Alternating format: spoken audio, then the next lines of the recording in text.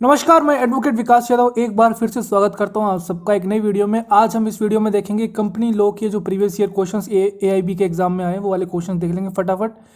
दो questions actually syllabus में दिखाए हुए हैं कि कंपनी लॉ से वो पूछ सकते हैं, तो कोई ज़्यादा बड़ा सब्जेक्ट है नहीं, लेकिन क्वेश्चन है तो चलो देख लेते हैं। बाकी थोड़ा सा बेयर एक्ट बड़ा बेयर एक्ट है कंपनी लॉ का, तो इसीलिए मैं आपको सजेस्ट करूंगा कि आप जो भी इंपॉर्टेंट सेक्शंस और टॉपिक्स इस वीडियो में आ रहे हैं प्रीवियस ईयर क्वेश्चंस के रिगार्डिंग, तो आप अपने साथ के साथ मार्क कर लेना। तो पहला क्वेश्चन है, upon failure to hold statutory meeting the penalty for the defaulting company shall be. कि भाई आप स्टैट्यूटरी मीटिंग जो आपको एक पर्टिकुलर टाइम में करवानी चाहिए, अगर आप नहीं करते हो तो उस टाइम पे अगर आप ऐसा नहीं करते हो तो कितनी पेनल्टी आपको लगती है। देखिए ये जो क्वेश्चन है ये 2012 में आया था, यानी कि 1956 कंपनी लॉ आपका यहाँ पे लागू होगा।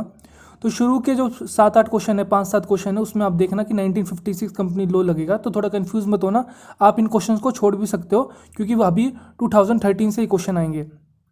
तो इसका आंसर डी है। एक्चुअली सेक्शन 165 और कंपनीज एक्ट 1956 पढ़ोगे तो उसके अंदर ये दिया हुआ है, उसके अकॉर्डिंग ये आंसर था। Free transferability of shares is mandatory इन, ये सबको पता है पब्लिक लिमिटेड कंपनी में ये 1956 में भी दे रखा है और 2013 वाले में भी दे रखा है कि पब्लिक लिमिटेड कंपनी में आपको ट्रांसफरेबिलिटी ऑफ शेयर करना पड़ता है, मैंडेटरी होता है। तो option C is the right answer, public limited company.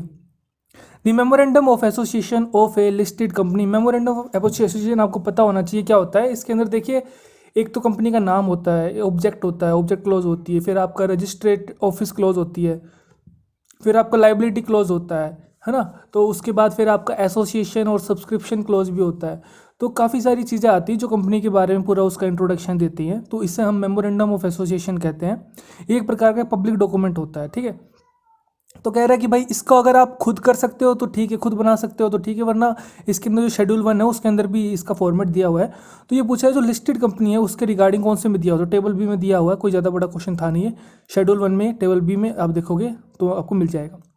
Which of the following close from memorandum of association can not be amended.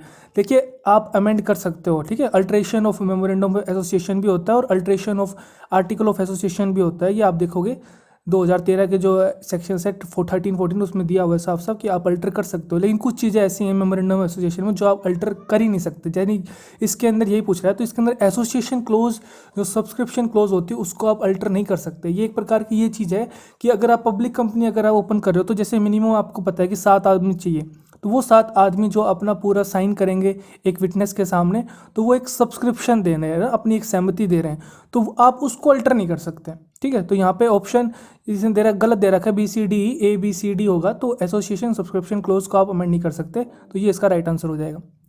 Trading activities of a company were stopped temporarily in view of the trade depression with an intention to continue the same. भाई ऐसा हो रहा था कि भाई एक company में उसका कुछ टाइम के लिए तो उसका जो ट्रेडिंग एक्टिविटी वो रोक दिया गया कि भाई उस जो ट्रेड डिप्रेशन चल रहा था, लेकिन ये इस इंटेंशन से रोका गया कि बाद में उसको कंटिन्यू करेंगे जब सिचुएशन इंप्रूव हो जाएंगी। तो एक पेटिशन डेलीगेट ट्रिब्यूनल में कि भाई हमारा वाइंडिंग अप कर दो कंपनी का, तो इस पेटिशन को क्या करना चाहिए, ट्रिब्यूनल को डिसमिस कर देना चाहिए या फिर उसको अलाउ कर देना चाहिए या फिर उसका कैप पेंडिंग कर रखेगा जब तक कंडीशन इंप्रूव नहीं होगी, तो क्या करना चाहिए। तो देखिए ये आपका साफ दिया हुआ है, अगर आप सेक्शन 271 पढ़ोगे तो उसके अंदर सारी कंडीशंस दी हुई हैं कब ट्राइब्यूनल कंपनी का वाउंड अप करता है, तो उसी के अंडर है ये। कोई भी ऐसी सिचुएशन बन नहीं रही है यहाँ पे तो इसको डिसमिस कर देगा। तो option A is the right answer, the petition is liable to be dismissed. Amalgamation of companies in national interest are dealt under, ये आपका 1956 आप खोलोगे तो सेक्शन 396 आपको साफ साफ इसका मिलेगा, amalgamation of companies in national interest. Under section 171 of the companies act, general meeting of a company में be called by giving a notice in writing for not less than 21 days, इसका right answer है। आप देखोगे तो option A 21 days, आपका section 171 खोलोगे 1956 तो उसके अंदर साफ साफ ये चीज़ लिखी हुई है।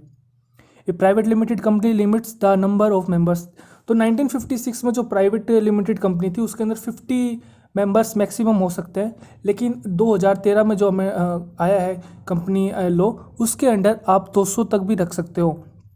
ये वाला क्वेश्चन आगे आपको देखने को मिलेगा, मैंने आपको इस यहाँ पे बता दिया, तो आगे आप देख लेना ध्यान से कि 1956 में 50 थे, उसके बाद इसको बढ़ा दिया गया, अब 200 कर दिया गया। Which of the following is a ground recognised under the companies Act for automatic adjournment of the general meeting. देखिए एडजर्नमेंट का मतलब हो रहा है कि भाई उसको स्थगित कर देना। तो भाई कब होगा वो automatic adjournment of the general meeting?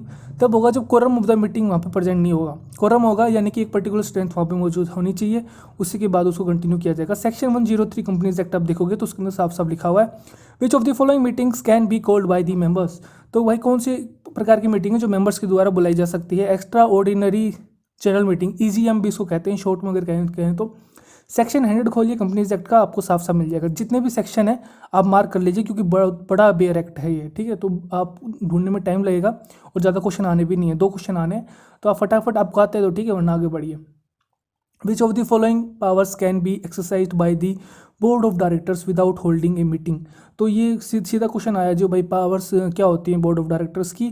तो उसके अंदर आप देखोगे सेक्शन 179 कंपनीज एक्ट का खोलोगे तो जो डी ऑप्शन है वो उसकी पावर में, विच of the following powers can be exercise by the member without holding meeting में आप केवल डी ऑप्शन कर सकते हो, बाकी जो शुरू के 3 ऑप्शन है उसके लिए उसको मीटिंग कंडक्ट करनी पड़ेगी।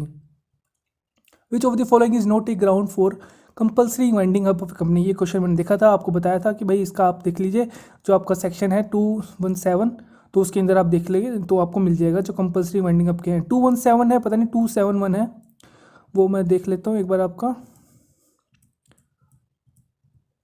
271 है, तो 271 में आप देखोगे तो पूरा उसके अंदर सारा दे रखा है कि 271 में पूरा कंपल्सरी वाइंडिंग अप के सारे ग्राउंड्स दे रखे, तो आप वहाँ से पढ़ सकते हो। तो जो सी ऑप्शन है वो इसका ग्राउंड बनता नहीं है कि non holding of annual general meeting, अगर कोई ऐसा नहीं करता है तो ये ग्राउंड नहीं है कंपनी को वाइंड अप करने का। बाकी 3 जो हैं A, B, D वो ग्राउंड बनते हैं। Under the companies act 2013 any company having a net worth of ₹500 crore और मोर और टर्न ओवर ऑफ ₹1000 करोड़ और मोर और ए नेट प्रॉफिट ऑफ ₹5 करोड़ और मोर शुड मैंडेटरी स्पेंड। तो ये आपका पता है कॉर्पोरेट सोशल रिस्पॉन्सिबिलिटी सेक्शन 135 से क्वेश्चन है। तो उसके अंदर साफ साफ लिखा हुआ है कि 2% आपको अपना ये CSR में आपको लगाना पड़ेगा, जो नेशन एक्टिविटीज़ में होता है, जैसे हेल्थ में, एजुकेशन में, लोकल इन्वायरमेंट के लिए, ठीक है। तो नेशन बिल्डिंग के लिए आपको 2% अगर लगाना पड़ेगा, अगर आप इन कैटेगरीज में से किसी एक में भी फॉल कर रहे हो तो। The guidelines constitute one of the most comprehensive CSR tools available to the companies. OECD guidelines होती है Organization for Economic Cooperation and Development.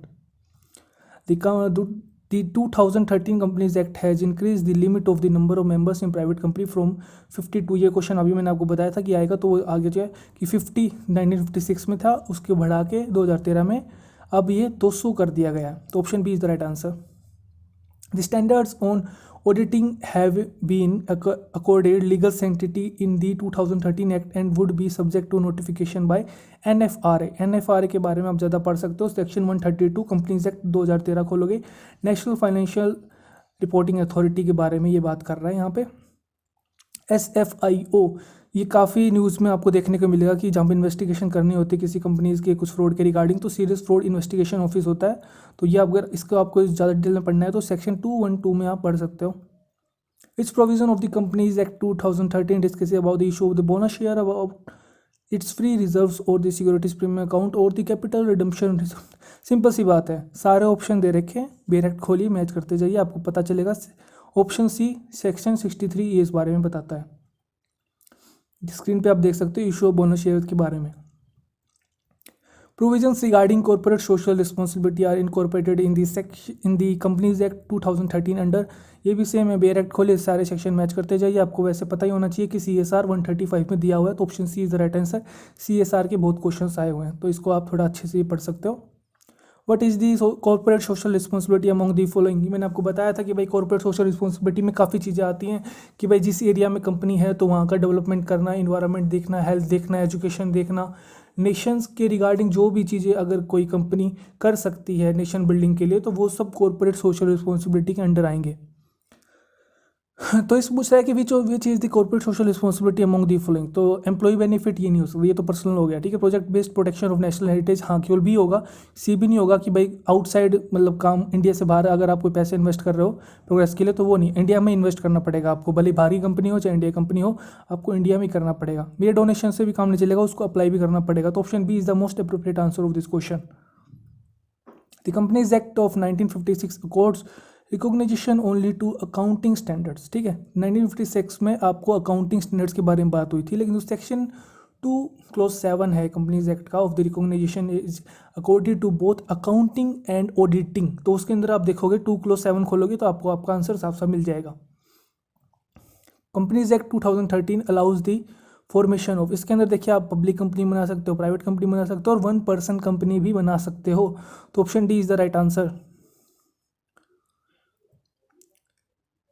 कौन सा सेक्शन है कंपनीज एक्ट 2013 का जो कह रहा है requires disclosure in the prospectus of the names and addresses of CFO chief financial officer about the sources of promoters contribution among other things. सारे sections आप देखिए, खोलिए, आपको पता चलेगा। सेक्शन 26 में ये बात कही गई है, तो option C is the right answer. Where act खोलिए, सेक्शन मैच करिए। इस टाइप के क्वेश्चन आप बड़े आसानी से कर सकते हो। Section 253 of companies act 2013 deals with 253 खोलोगे तो आपको पता चलेगा कि डिटर्मिनेशन ऑफ सिकनेस के बारे में कहता है, और अब ये ओमिट कर दिया गया है आपका 15/11/2016 से इंसॉल्वेंसी एंड बैंक्रप्सी कोड में इसको ला दिया गया। The serious fraud investigation office SFIO अभी आया था, हमने देखा था। तो SFIO के लिए हमें पता है कि भाई सेक्शन 2(1)(2) शायद पढ़ना पड़ेगा आपको पूरा, तो उसके अंदर आप देख सकते हो प्रीवियस ये क्वेश्चन आया हुआ है, तो सारे के सारे आप देखोगे कंडीशंस मैच करती हैं। Investigation affairs of a company by serious fraud investigation, तो इन चीज़ों में आप वो कर सकते हैं, सू मोटिव से भी कर सकता है। अगर कोई कंपनी का कोई बंदा है वो भी अगर एप्लीकेशन दे रहा है तो उस पर भी वो कर सकता है, ठीक है। तो ये पूरा इसके अंदर दे रखा है अच्छे से।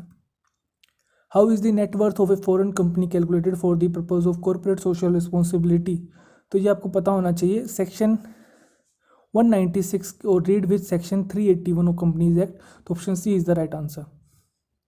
विच of the following actions can be taken by the registrar under section 4 clause 5 of the companies act. 4 clause 5 खोलोगे, 4 सेक्शन में बताया गया है मेमोरेंडम के बारे में, और 5 में बताया गया रजिस्टर्ड ऑफिस के बारे में कि भाई 4 clause 5 में बताया गया कि भाई आपको अगर नाम की कोई दिक्कत आ रही है कंपनी में तो उसके बाद रजिस्ट्रार क्या क्या स्टेप्स ले सकता है।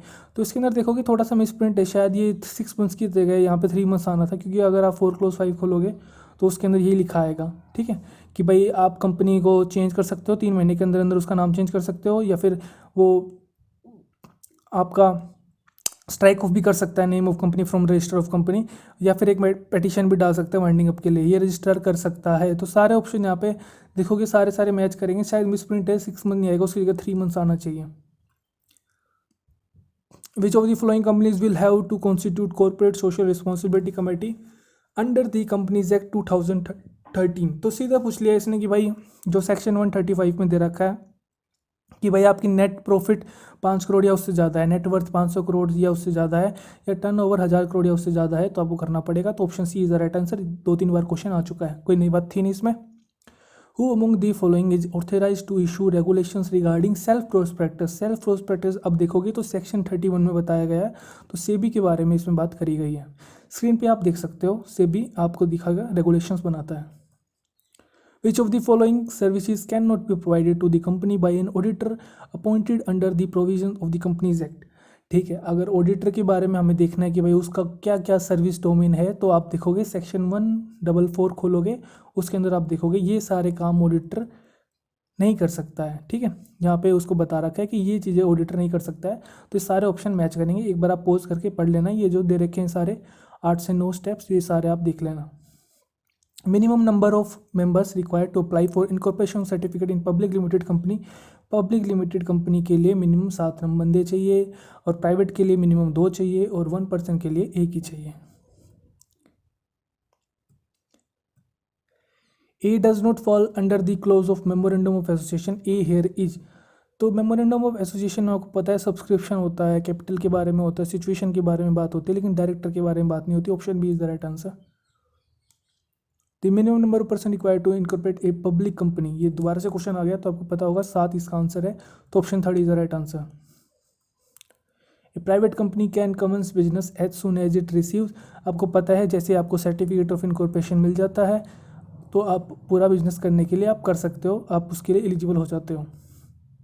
Option A is the right answer, certificate of incorporation. Articles of a company can be altered, articles of association mainly आपको कंपनी के मैनेजमेंट के बारे में बताता है, और आप इसको भी अल्टर कर सकते हो, लेकिन उसका एक प्रोसीजर है, ठीक है, वो आपको बता रखा है सेक्शन 14 में, अल्ट्रेशन ऑफ आर्टिकल। तो उसके अंदर आपको एक स्पेशल रेजोल्यूशन पास करना पड़ता है, उसी के बाद तो आप उसको अल्टर कर सकते हो। स्क्रीन पे आप देख सकते हो, alteration of articles by special resolution. Under the companies act every person subscribing to the memorandum of a company must take at least, ये भी आपको पता होना चाहिए, एक शेयर होगा उन सबके पास। सेक्शन 4 में आप देखोगे, क्लोज के अंदर देखोगे, क्लोज ई के अंदर देखोगे, साफ साफ लिखा हुआ है, मैंने हाईलाइट किया हुआ है, number of share which the subscriber to the memorandum agree to subscribe which shall not be less than 1 share. A prospectus which does not include complete particulars of the quantum or price of the securities included with therein known as, तो पूछा है ऐसा कौन सा prospectus है, तो आप देखोगे रेड हेयरिंग प्रोस्पेक्टस होता है। सेक्शन 32 में इसके बारे में साफ साफ बताया हुआ है, रेड एक्सप्लेनेशन में रेड हेयरिंग प्रोस्पेक्टस के बारे में पूछा है, सेम टू सेम यहाँ पे इसने कॉपी करके पेस्ट कर दिया। When there is no profit in 1 year or the profit of a company is not enough to pay the fixed dividend on preference share, भाई प्रॉफिट नहीं हुआ कि साल में, या फिर इतना प्रॉफिट नहीं हुआ कि भाई वो अपना डिविडेंड दिखा सके प्रीफरेंस शेयर के रिगार्डिंग, तो उस टाइम जो एरियर्स होते हैं डिविडेंड के उनको कैरी फॉरवर्ड कर दिया जाता है। And paid before A dividend is paid on the ordinary shares, ordinary shares को पे करने से पहले उसको कैरी फॉरवर्ड किया जाता है। तो इस टाइप के प्रीफरेंस शेयर को कहते हैं कम्युलेटिव प्रीफरेंस शेयर। इसको आप डिटेल में पढ़ना है तो सेक्शन 55 आप पढ़ सकते हो डिटेल में। Which court or authority has the power to punish any person for contempt of national company law tribunal, तो ये आपको पढ़ना है डिटेल में। तो सेक्शन 4 to 5 खोलिए, उसके अंदर पावर होती है नेशनल कंपनी लॉ ट्रिब्यूनल के पास भी और national company law appellate tribunal के पास भी। ये कंटेम्प्ट ऑफ कोर्ट के अंदर जो 1971 है उसके रिगार्डिंग वो एक्शन ले सकता है। It deals with the internal management and affairs of the company, internal management के बारे में मैंने बताया, आर्टिकल ऑफ एसोसिएशन होता है, तो option B is the right answer. Minimum number of directors in a public company, public company में 3 होते हैं, प्राइवेट कंपनी में 2 होते हैं, तो ये आपको सेक्शन 149 में साफ साफ लिखा हुआ है।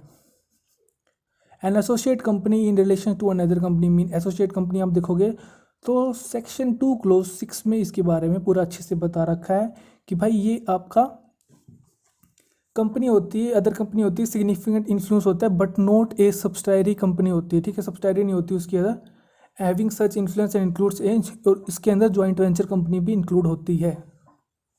Section 8 of the companies act 2013 contain provision relating to section 8 खोलिए, आपको साफ साफ उसकी हेडिंग पता चलेगी, formation companies with charitable objects, option B is the right answer. The verification of the registered office shall be furnished to the registrar within a period of incorporation, आपको पता चलेगा। सेक्शन 8 30 डेज इसका right answer है। Section 12 में ये बात कही गई है, आप देख सकते हो, मैंने इसको हाईलाइट भी किया गया है, registered office of a company. ABC private limited company choose to convert itself into a public company, एक प्राइवेट कंपनी अपने आप को कन्वर्ट करना चाह रही है पब्लिक कंपनी में, तो उसको क्या करना पड़ेगा, आप उसको, आपको पता है कि अपना मेमोरेंडम ऑफ एसोसिएशन भी और आर्टिकल एसोसिएशन भी कन्वर्ट करना पड़ेगा, लेकिन आर्टिकल ऑफ एसोसिएशन कन्वर्ट करने के लिए उसको स्पेशल रेजोल्यूशन चाहिए, तो option 2 is the right answer. Section 14 में ये बात कही गई है। डॉक्ट्रिन ऑफ लिफ्टिंग ऑफ और प्रेसिंग द कॉर्पोरेट विल, आपको पता होना चाहिए जो कंपनी होती है उसकी सेपरेट लीगल एंटिटी होती है, इज एसोसिएटेड विद, तो ये आपको पता है कंपनी लॉ के रिगार्डिंग होता है, तो option 2 is the right answer. इसी के साथ ही आपके कंपनी लॉ के सारे प्रीवियस ईयर क्वेश्चन हो चुके हैं, इसके बाद अपन करेंगे एनवायरनमेंट लॉ के प्रीवियस ईयर क्वेश्चंस। तो ये सब्जेक्ट आप देखिए कुछ ज़्यादा इंपॉर्टेंट है नहीं, 2 क्वेश्चन आने हैं और बच्चे थोड़ा कम पढ़ते हैं, जिनको कॉर्पोरेट लॉयर बनना है वो ये थोड़ा सब्जेक्ट डिटेल में पढ़ते हैं, तो अगर आप इसको स्किप करना चाहो तो स्किप भी कर सकते हो, वरना एक बार प्रीवियस ईयर क्वेश्चन देख लो और जो भी इंपॉर्टेंट क्वेश्चंस हैं और जो भी इंपॉर्टेंट सेक्शन और टॉपिक मैंने बताया उनको आप मार्क कर लो, बाकी ज़्यादा डिटेल में पढ़ने की जरूरत इसको है नहीं। वीडियो अच्छा लगा, वीडियो को लाइक करिए, खुश रहिए, मुस्कुराते रहिए, देश का ख्याल रखिए, जय हिंद।